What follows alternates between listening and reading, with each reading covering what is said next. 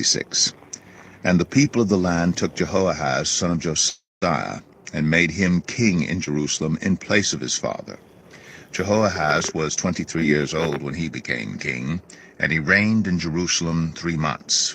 The king of Egypt dethroned him in Jerusalem and imposed on Judah a levy of 100 talents of silver and a talent of gold.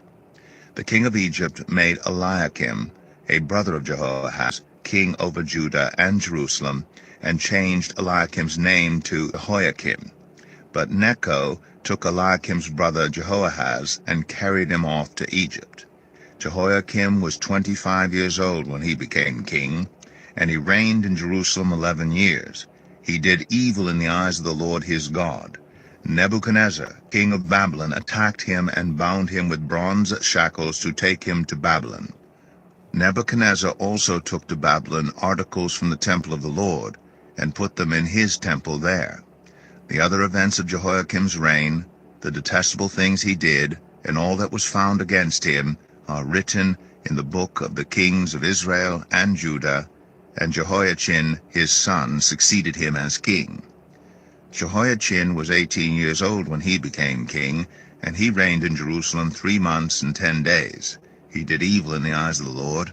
In the spring, King Nebuchadnezzar sent for him and brought him to Babylon, together with articles of value from the temple of the Lord, and he made Jehoiachin's uncle Zedekiah king over Judah and Jerusalem.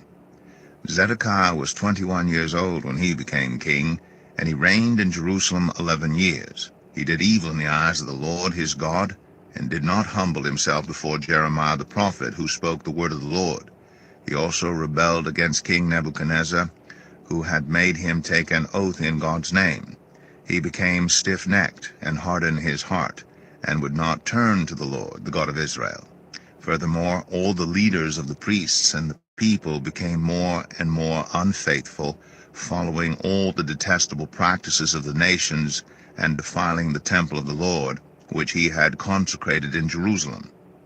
The Lord, the God of their ancestors, sent word to them through his messengers again and again, because he had pity on his people and on his dwelling place.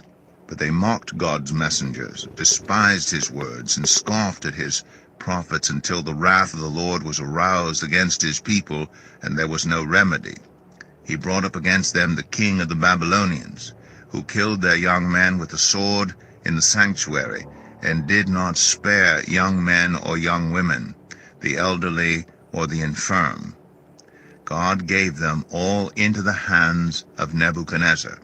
He carried to Babylon all the articles from the temple of God, both large and small, and the treasures of the Lord's temple, and the treasures of the king and his officials.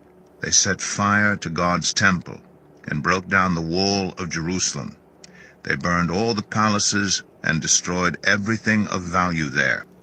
He carried into exile to Babylon the remnant, who escaped from the sword, and they became servants to him and his successors until the kingdom of Persia came to power.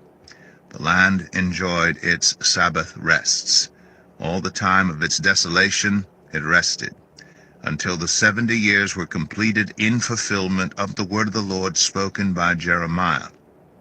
In the first year of Cyrus, king of Persia, in order to fulfill the word of the Lord spoken by Jeremiah, the Lord moved the heart of Cyrus, king of Persia, to make a proclamation throughout his realm, and also to put it in writing.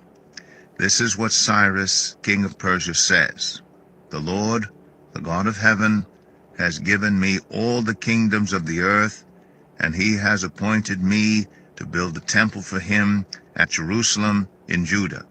Any of his people among you may go up, and may the Lord their God be with them."